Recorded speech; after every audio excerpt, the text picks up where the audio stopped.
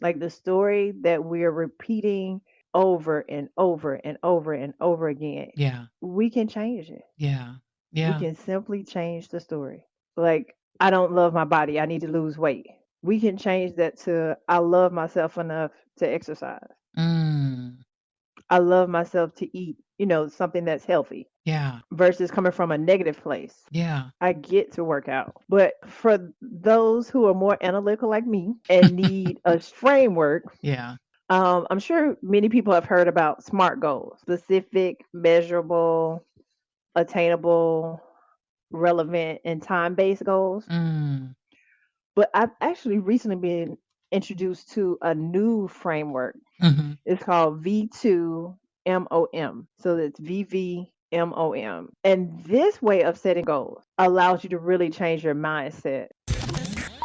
You are now tuned in. You are now tuned in to Let's Talk About Healing on Hindsight Media Radio 103.5 FM. Now here's your host, Yvonne Pierre.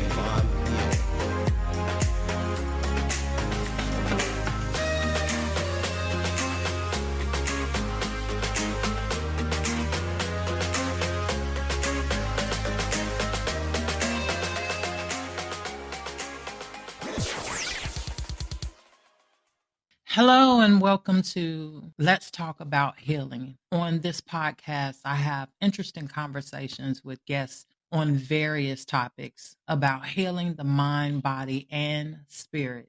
Today, we'll be talking about creating a healing mindset with Dr. Stephanie Roberts, a clinical pharmacist who is passionate about helping her patients manage their diabetes, blood pressure, and cholesterol by identifying their limited beliefs that are keeping them stuck.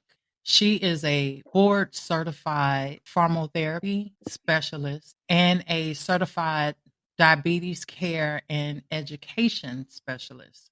Dr. Stephanie can also be found serving the community as a wellness specialist, helping busy moms stress less and create more life harmony with her upcoming business, Her Soul Harmony.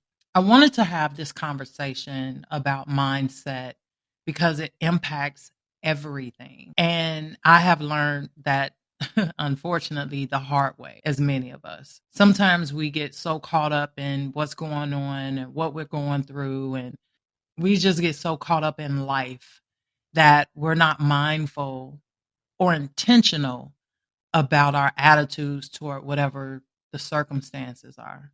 Sometimes I personally don't recognize that I'm thinking negatively about something. When I do recognize it, I notice the impact that that mindset has on my healing or whatever is happening at the moment. So let's talk about it. Dr. Stephanie, welcome to the show. Thank you, Yvonne. Before we get started, I wanted to touch on something. I feel like a lot of people have a negative mindset when it comes to pharmacists or pharmacy doctors. What are the misconceptions that you found that people have about pharmacists? The profession of pharmacy has changed so much from when I first chose it as a career, Hmm. from being one of the most trusted professions. Now it's one of the ones that's most mistrusted. Yeah. Many patients think that pharmacists are partners with big pharma, and that Mm, as a pharmacist, we write prescriptions and therefore receive huge payments in order to keep them on a lot of different medications. yeah. But that's not true. Most pharmacists believe in a triad of healing: Hmm. diet, exercise, and medications to support those when they're not effective. What we see happening though is that patients want to try diet and exercise for about 3 to 6 months, Hmm. but many never really get started or they Yeah. never increase their exercise at all. Yeah. So what happens is the medication's quantity and doses continue to increase so that we can gain better control of their health care. Yeah. Yeah. I will say for me, I think the mistrust has to do a lot with the medical industry in general too. Yes. And I think that some bad apples have changed the whole perspective of how people see doctors in general. I would And agree. yeah, and not all feel or operate the same way. Yeah, I wanted to talk about that before we got started because just in case, since we're talking about mindset too, just in case someone is allowing that to affect them really hearing our conversation because of them seeing this in such a negative light. And thank you for clearing that up. So, why is it so hard? Well, before I ask the question, I'll say for me that a lot of times, regardless of what it is that I'm working on, whether it's I'm writing something or whatever, sometimes I have a hard time accomplishing the goal.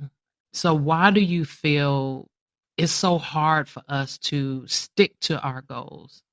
Most of the times, our goals are just unrealistic. Mm, They're very large. Many people do not want to go through a process. They want to get to the finish line. right. And so we set goals that cause us to get to the finish line quicker and at all costs. Mm, And usually that breaks down somewhere in the middle and we don't move as fast as we want to. And eventually we'll give up. yeah. So I usually encourage people to make small, realistic goals. Yeah. I'm guilty of that. Not now, but in the past, I'll set a huge goal and just plunge toward it and not really take the time to break it down into achievable goals to reach it. And a lot of times, because I'm not seeing the steps, that I will be so overwhelmed by it or feel like I can't achieve it. And that's right. And that has to do with our mindset. Like it's where we want to win. Hmm. And so some people do all or none goals. And I usually call those controllers. They Mm, want to eat any carbs. They are going to the gym every day. They, say they're going to go really, really hard, lose 30 pounds in 2 weeks, all these goals. And they're setting themselves up for failure. It's kind of like those New Year's resolutions that you set and eventually burn out before the end of January. yeah. So oftentimes I encourage them to just find some balance, just pick one thing. So if they want to go really hard, just pick one small thing to do. So for example, just cold turkey cut out sodas. Mm, So that's a smaller job, but it is still very impactful. yeah. And then you also have your planners. They are going to overplan a goal and never get started. I'm gonna start on Monday. I got this plan. I'm gonna start after the holidays. I have this plan. I'm gonna go to the gym, but I'm gonna start in 3 weeks, and they just never get started. Mm, And then we have our favorite, the procrastinators, who don't really create a plan. They don't set a goal. They're just kind of chilling, hoping and wishing that things would get better. yeah. Yeah. Because I've seen it a lot, and I'm not gonna throw anybody under the bus, but friends and family, and I've even been amongst groups where we'll say, okay, this is what we're gonna do, this is what we're gonna accomplish. And by the end of it, it may only be a couple of people still standing. And I think it is that, like you said, not being realistic on what it is they're trying to achieve, and really setting smaller goals. I've learned to do that with my weight. Because I'm like, oh, I need to lose 40 pounds. But sometimes thinking 40 pounds can be overwhelming and can Right. and can feel like "Oh, I'm never going to get there," especially because you're not factoring in your weight is going to be up and down. If you're constipated, TMI, but if you're if you're constipated, you're going to look like you've gained weight.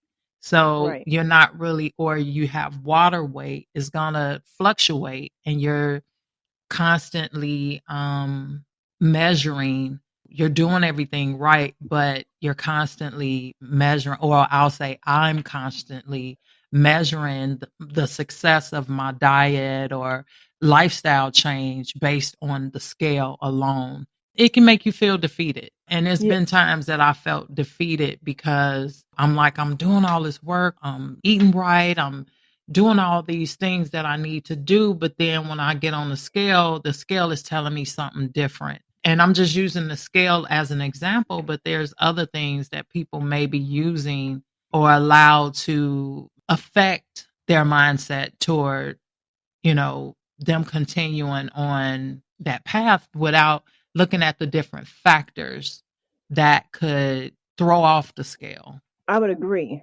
A lot of people get discouraged when they don't get fast results. Yeah. We want it now. Yeah. And so when we talk about goals and goal setting, it's kind of important. Make sure that they're realistic and that they're stepwise and that you understand it is a process, Yeah. not a one and done. Yeah. Now, I can share that personally, I struggled to lose weight as well. Mhm. And my struggle came from being in the health field and seeing people go up and down, up and down. Mm. And so I just got to a point when I was like, why even try? It's just going to come back. Yeah. And so eventually I saw that bathing suit photo and was Yeah. like, you have gone too far. Yeah. We got to get this back under control.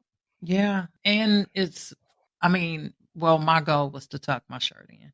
Um, but also the health goal was to, bring my levels down, my diabetes, and get my health under control. And I had to realize that even though the scale may be all over the place, I have had to learn to stay consistent because of the positive impact that is having on my health in general, and not just looking at it because I want to tuck my shirt in. I want to, I mean, I can tuck it a little bit now, but realizing the bigger picture of taking better care of yourself and sticking to those goals. And I think when you set a goal and you're not committed to it, one, and then two, if you're looking at your goals and there's no sense of urgency, you're not gonna stick to it. You're not. You're just You're you're not. you're just setting goals that you really are not going to stick to. I was talking to this guy some years ago, and he was saying that, and it's just for example, I think he does real estate, something like that. And he said, I've always had a love for music, and that's something that I'm really passionate about, and I want to do an album. And I said, well, how long have you been wanting to do it? I've been wanting to do it for years. And I said, well, okay, well, why haven't you? And he said, because, he said, well, it's work, it's this, it's that. And I said, no, let me tell you why you're not doing it. I said, you're not doing it because it's not because you're looking at it as a hobby, and you're not looking at it as important or on the same level as your real estate. If your workload was to increase, you wouldn't look at it the same way. You would look at it like, you know what I mean? Like if something happened outside of work and you need to do something, you'll do it You without will. hesitation or blinking your eye or anything. But when it comes to that, there's no sense of urgency because you're looking at it like, oh, that's just something I want to do. So you're not going to stick to it because you have no commitment to it. Yes.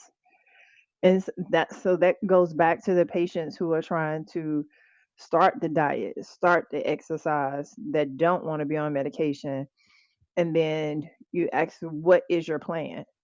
Oh, well, I'm too busy, I can't do that. Mm, I'm taking care of others, I'm running all the time. You're like, you have to make this a priority. What is your vision? What is your value?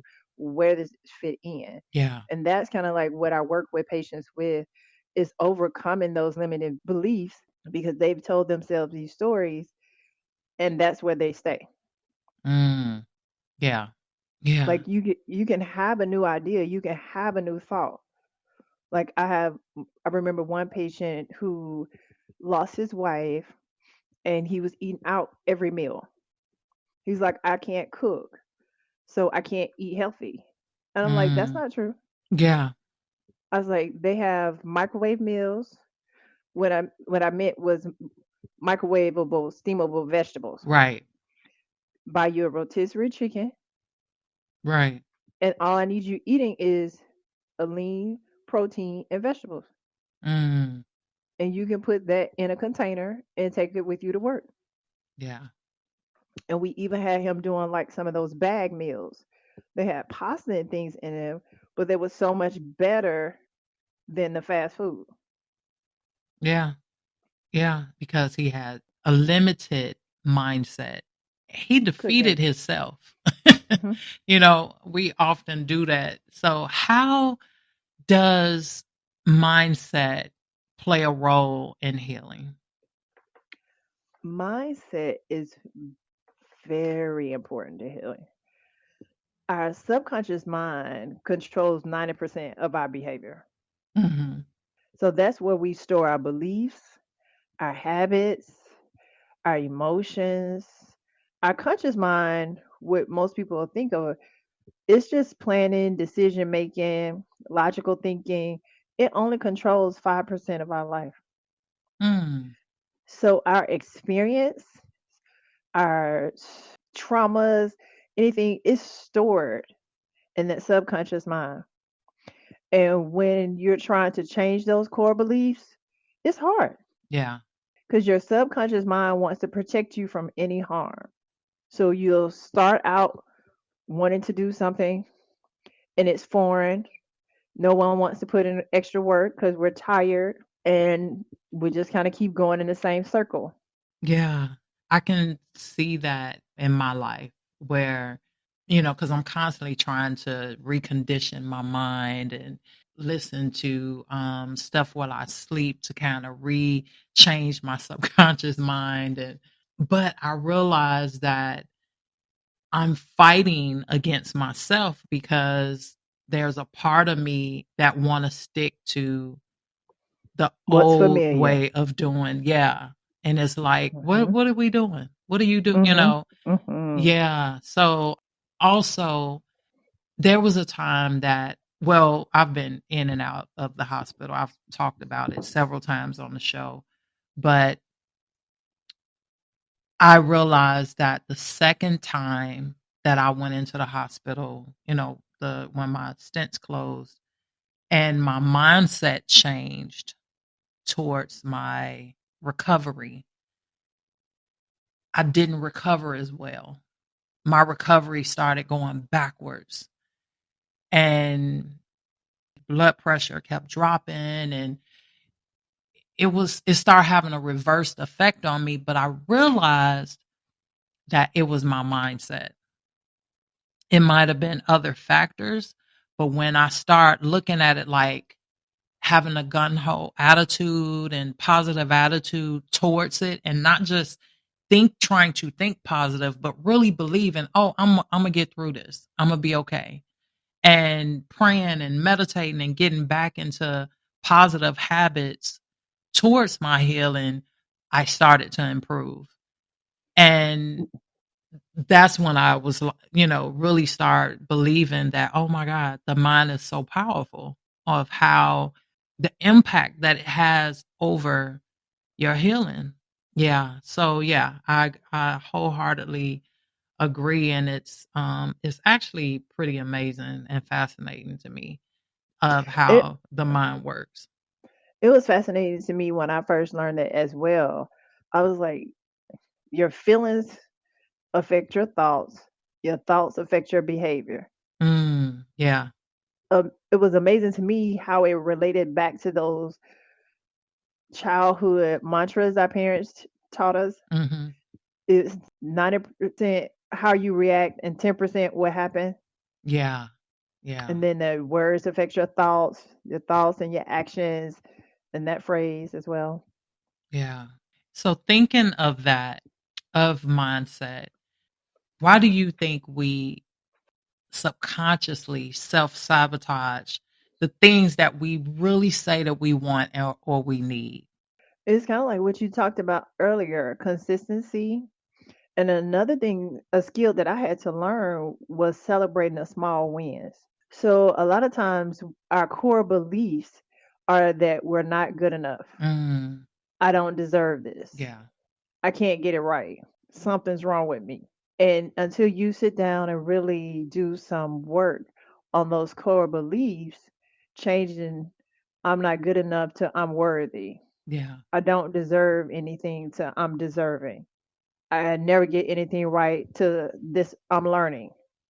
Until you change those belief systems, then you kind of are stuck going in that same cycle we talked about. Yeah, and I'll say for me, I didn't realize that I was sabotaging myself, but it's like every time things got good, or things got to a certain level, I would sabotage it and not even realizing that I'm doing it or not even realizing why. And it was those core beliefs that were instilled in me from other people and from my own, struggles with reading and writing. When I graduated, I could barely read and write.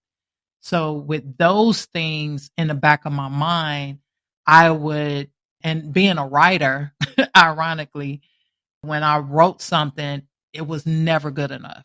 Or when people would give me compliments, it's like, okay, it was hard for me to really take heart to what the positive compliments about my work.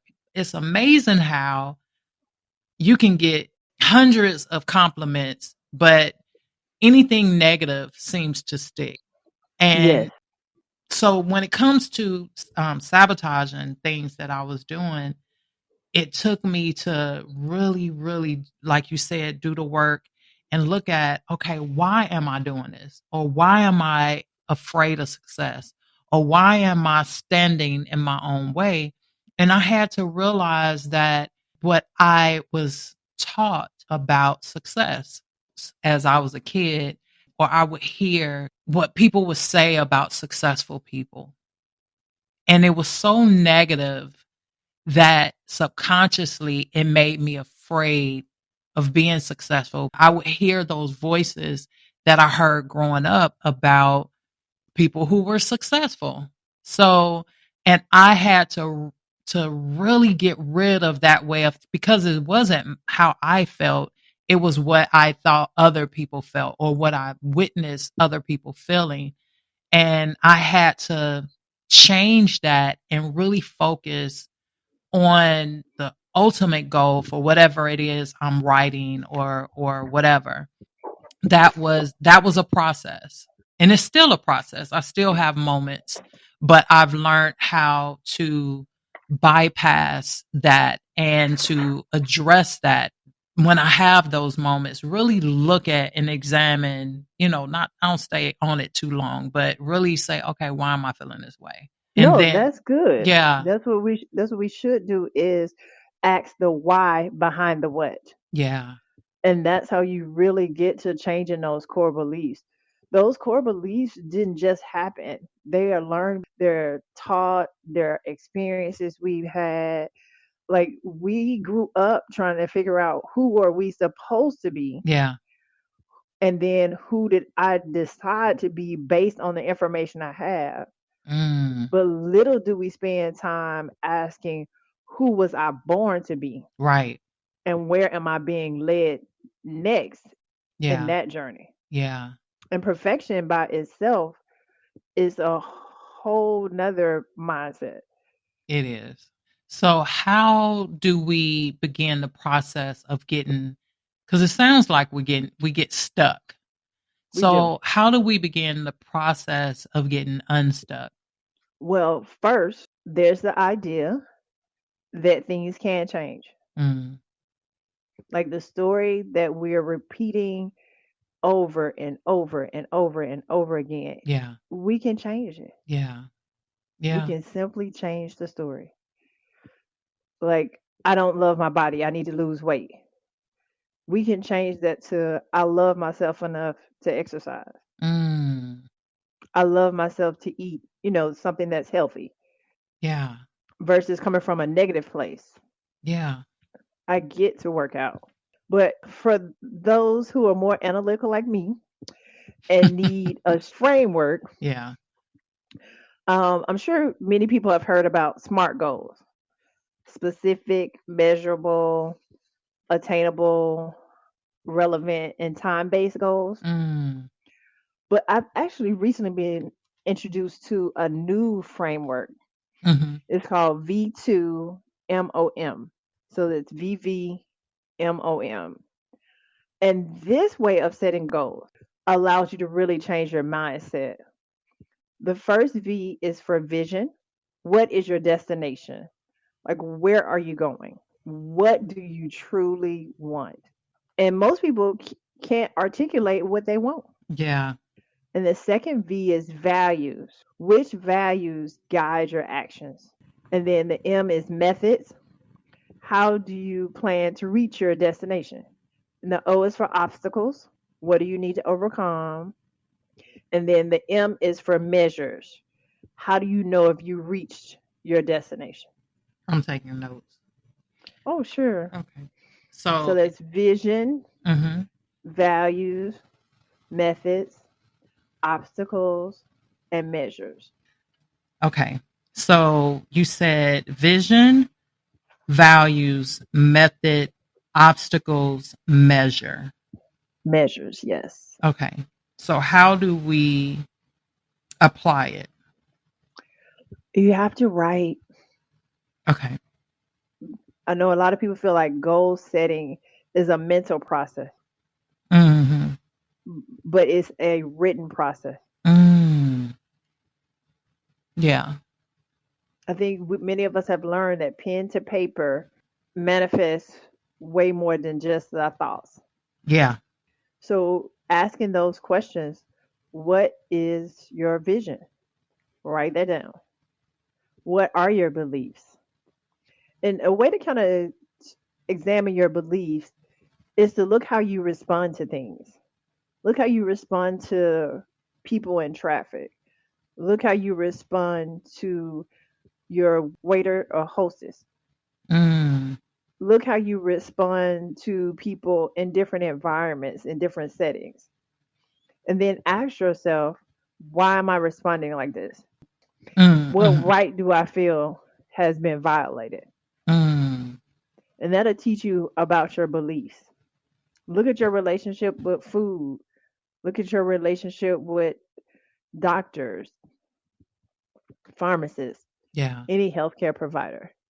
Because if your grandparents didn't trust their doctors, then that probably has been bestowed upon you Yeah. in your core beliefs. Yeah. So methods, what would be the question we would use for methods? So if you're trying to say lose weight, Mm-hmm. this you can decide what method you want to use to Oh, lose okay, weight. gotcha. Do you want to do intermittent fasting? Do you want to do low carb, Weight Watchers, Noom? Kind of figure out what method you want to do. If you're trying to be financially free, do you want to take Financial Peace University? Do you need to save? Do you need to earn more? Okay. So we're looking What at the actual method that we'll use to accomplish the goal. Yes, what action steps? Okay. And then obstacles, if you're working on financial freedom and you know some birthday parties are coming up, Does going to that party line up with your goal? Mm, Or do you know you're going to overspend? right. Or can you spend less? Can you just get them a gift card, a small gift card? Yeah. Okay. So the obstacles that may get in the way of the goal. hmm Of the goal. Okay. And then when you're doing your measures, count those small wins. So, like you were talking about earlier, if you have a 40-pound weight loss goal and you've breaking it down to I'm just going to use 10%, that's 4 pounds. I've lost two. I'm halfway there. Yeah. Yeah. And celebrate small wins. Yes. Yeah. I have a really bad habit of not doing that. Because I'm like, I'm not there yet. I'm not there. There's Right. nothing to Right. celebrate. There's nothing to celebrate. I'm not there yet. But it does matter. It does matter. And when So you give gratitude for those small wins, mhm. then you open yourself up to receive more. Yeah. And I don't know why we so hard on ourselves with not wanting to celebrate ourselves. And I think it's the assumption that it's selfish or it's vain to celebrate small wins. But and I used to feel that way. I used to not really want to celebrate accomplishments and stuff like that. Like none of my degrees are up, none of my awards or anything is around the house. I started to question, okay, but am I disappointing God? And to the people that gave me the award, am I coming across ungrateful? So I started really questioning where that came from. I felt like if I celebrated, I might get comfortable and I won't strive as hard toward the my main goal if I'm celebrating. I used to always say if I'm in a car and I'm going from Atlanta to New York, I don't want to celebrate in between, you know, at every rest stop that, woo, I made it to Kentucky or I made it to, whatever is along the way. Because I looked at it like I don't want to lose momentum of where I'm trying to get to. But now that I'm older and that doesn't take away your momentum, it's more of a celebration. I mean, you don't have to throw a party, Right. but it's good to realize I've made it this far Yes. and And give we are yourself some supposed to be grace. grateful. hmm Yeah, yeah, We are supposed to be grateful. We are supposed to show us some grace, some self compassion, all those yeah, things. yeah, And Yvonne, you're describing it so well. You have addressed your core beliefs. You're addressing them. Like when you're traveling, why am I not celebrating these wins? yeah, Why do I feel this way? That's the work that we want everybody to be doing as they're taking on their mind step. It's not sitting down, coming up with a weekend plan with a right, self retreat. right. It's those little steps Yeah, all the time that you're doing that you just become more aware of who you are and yeah, how you're moving. yeah, yeah. And it's not gonna take away anything. And then just ask yourself, is what I'm currently doing serving me well, or do I Mm, need to let that go?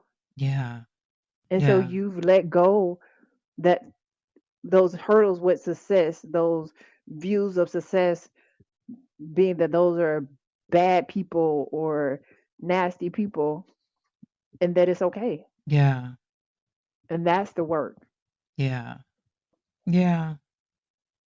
And realizing that, and even giving, I'm learning to give them some grace because they set up them beliefs for, I mean, it's not my job to figure it out, but just so I don't take stuff so personal, but realizing where their limited beliefs have come from and the effect that it's having on their life. And sometimes you just got to pray for people And and sometimes you and let just them have go. to forgive. Yeah. Yeah. I read a quote, I think it's from Martin Luther King, that you have to forgive people for what they did and for Yeah. who they are. Mm. And I was like, Yeah. ooh. Yeah. So the last M, measures. So Hmm. how do we, what is our approach to that part of the process? That will go back to your vision. So you're measuring, how do you know if you've reached your destination, which is your Mm. vision of what you're trying to accomplish? Okay. Because, like you said, a lot of times, even with the guy with the wanting to do the album, we don't set what is a measure of success. Yeah. We compare ourselves to what other people are doing and let them set the measure for our success. Yeah. Yeah. Yeah. So, if 40 pounds is your weight loss goal and you get to 40, you've reached your destination. Yeah. Two, not looking at it as once you, my grandmother had so many superstitions. She believed that if you're happy, something gonna happen. Like she has such limiting negative beliefs, and she believed once you reach a certain place in your life, or once you reach that goal, then your life is over. So sometimes you subconsciously, like in her case, putting those beliefs on in my mind or subconscious, think that also contributed to being afraid to reach certain goals, because I'm like, okay, then my life is going to be over. And I had to really, really dig deep and rethink and recondition, and really found my voice instead of the voices that I took on from my mom and my grandmother and people around me, and really start questioning, you know, my approach and my beliefs toward certain things. Really, peeling back the layers of who I am and not who I became because of what everybody else thought I should, believe or become. Exactly. Even with religion, and I'm not going to get deep into religion, but what do I believe? And to learn about God and build a relationship for myself, and not just what people told me I should believe, or whatever, but to really get to know and to build that relationship on my own, and build and check to see what I believe, and not, Exactly. you know, beliefs that I've carried on from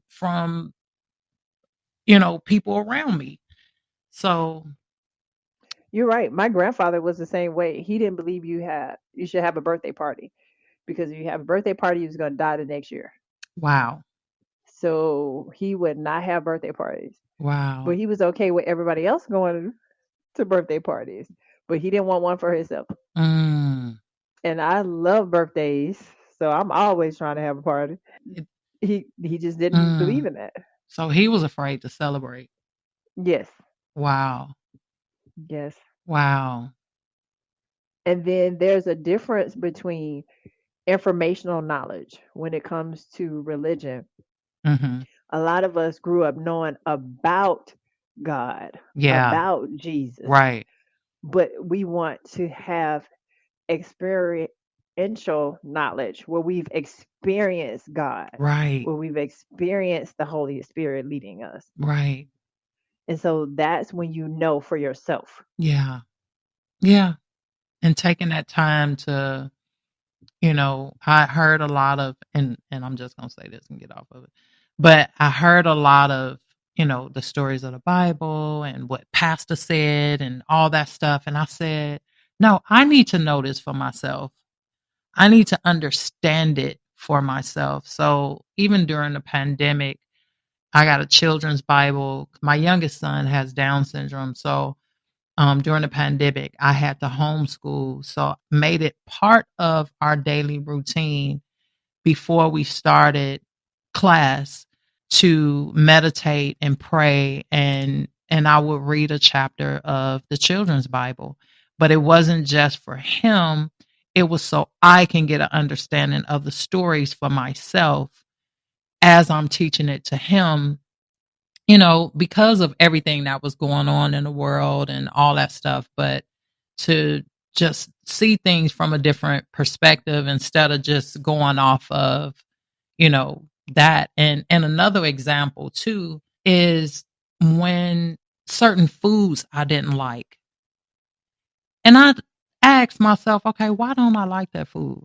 Why don't I like, you know, certain foods? And it was because my mother didn't like it or because my grandmother didn't like it. So I just didn't like it, but it wasn't, and it's just an example of how we adopt what other people beliefs are instead of really just tasting it to see if I like it for myself.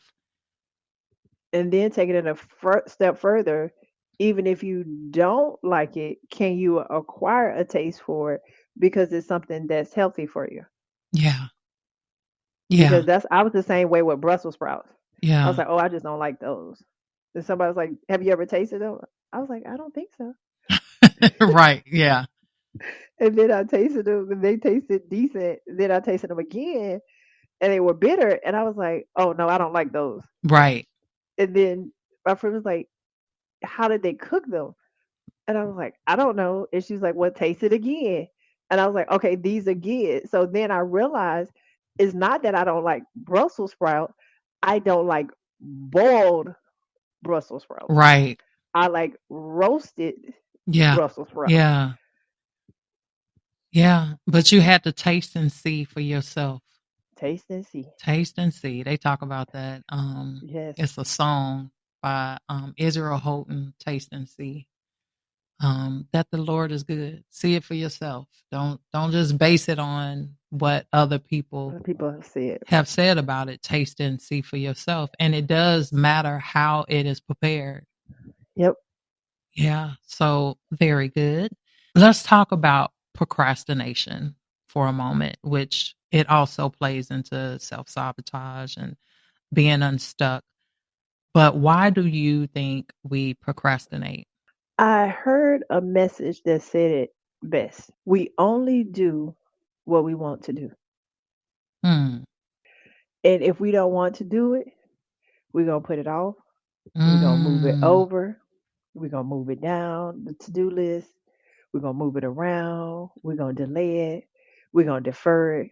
Yeah. It's all in our perception. How much work does that take? And where am I starting? Like, meaning, do I have enough energy to do it? If I don't feel so, I'm going to do the simple things first. Mm-hmm. So, procrastination is really one of those times where you have to be honest. You have to be honest and transparent with yourself. Set the goal, make sure it's small enough that it's realistic and measurable, then be consistent. Yeah. Yeah. And what I'm learning too about procrastination, because depending on certain things I do procrastinate on, but I'm analytical too. So I'm constantly like, okay, why am I procrastinating? And one of the things that I had to realize about it was a few things. One, it was fear of accomplishing it and having to mark it off my list. I know it probably don't make sense, but marking Oh it no, off, it makes yeah, a lot of sense. the We're fear we're of getting it to being done with it. mhm. Also, I think different people procrastinate for different reasons. And for me, it was fear of finishing it and fear of it not being received once I finish it and I put it out there. But what I'm learning to do is just to be disciplined, to look at the why and to rethink about why I'm doing it. Like you were saying earlier, to change the way you see it instead of looking at it like, negatively about losing weight, but to change your approach. So for me, I would say that a lot of things are delayed because of fear as well. And so I had to stop, and I read a quote that says, "Stop being afraid of what can go wrong and start being excited about what can actually go right Yeah. and doing it before you're ready." Yeah. Like, just do it. If God gave you something to do, you are already prepared to do it. Exactly. He didn't Yeah. give you something to do, or he didn't place something on your heart to do and not give you the tools to do it. Mm-hmm. Yeah. So we're going to shift gears. Well, not really shift gears, but how does worry and stress impact our health? Stress and worry is really affecting our mental health, our emotional health, and our physical health, from a lack of sleep, increased cortisol leading into increased weight gain, Mm, increased blood pressure leading to heart disease and kidney disease. Mental health is on the forefront of everyone's mind these days. And our mental health begins with, what stories are we telling ourselves? mm, yeah. And so if we believe that something is going to go wrong, then we worry about it, try to figure out every scenario on how to prevent it. Well, sometimes we just have to trust and believe. Yeah. Music is a great way to de-stress. And I don't mean music with words, but more like vibrational music, Mm-hmm. listening to different hertz. And you could just Google, like, for what any conditioning you have, fast heart rate, allergies, pain, you can look for musical hertz that works with that. And that gets more into vibrations and Yeah. vibrational energy. But it Hmm. helps to relieve stress. Yeah. Yeah. I know I listen to a lot of jazz, and I have to stop listening to music with words because it become a distraction and I end up Yes. singing and Yes. so I started listening to more instrumental music Yes. and certain sounds, Mhm. like you were saying, certain hertz, but or I'll listen to that when I go to sleep and stuff too, to calm my mind, and because sometimes I overthink and I'm up staring at the ceiling thinking, but that helps me rest, and it's critical that we make sure that our mind is okay and our Yes. spirit is okay, and not just okay, but you know, really do the Well, work. Yeah, that is doing well, because it does impact everything. And a lot of stuff we stress and worry about is not even worth the energy. What helps me, because sometimes I have to be very over the top. But for me, I look at it like, this is not worth me dying for. So I really look at it and say, now, is this worth my energy? Is this worth me losing sleep over? And most of the time, it's a no. Even going back and forth with people on social media, because I'll catch myself getting in a debate, and I'll look at it and say, is this going to change my life for better? Is this yeah. what is this going to improve my life? Is this going me trying to prove myself right to this person, or try to prove this person wrong, or just explain myself? Does this really matter? And every time it's a no. And It's a I'll no. I'll gracefully bow out the disagreement because it's not worth the energy. And I'll The say, value. yeah. And I'll just say, I wish you well. Mhm. And I'll just bow out and if I have to block them, I'll block them. But most of the time, I'm not going to argue with you. I'm not going to go back and forth with you about what I believe or what I think, because what is that doing for me? what is that energy doing for me? It's going to do more against me than for me. And it's not improving my life. So I've just learned I don't waste my energy arguing. I've learned to say, okay. Yeah, peace has been given to us, Yeah. and it is on you to protect your peace Yeah. or have peace on purpose. Yeah. And most Yeah. of the time, we give away our peace Yeah. by engaging in things, like you said, that do not add value. Mm-mm. It's not worth it. It's really a waste of time and energy. And I We so literally have learned because I used to get so mad. I paced and back and forth. And I'm like, for what? Like, I don't know if it's because I turned 50, but, but I'm like, for what? Why am I upset? Mhm. Because we don't see a thing the same way. Why would I be upset about that? Why are you upset? In that moment, it's not my assignment to fix it. So Yep.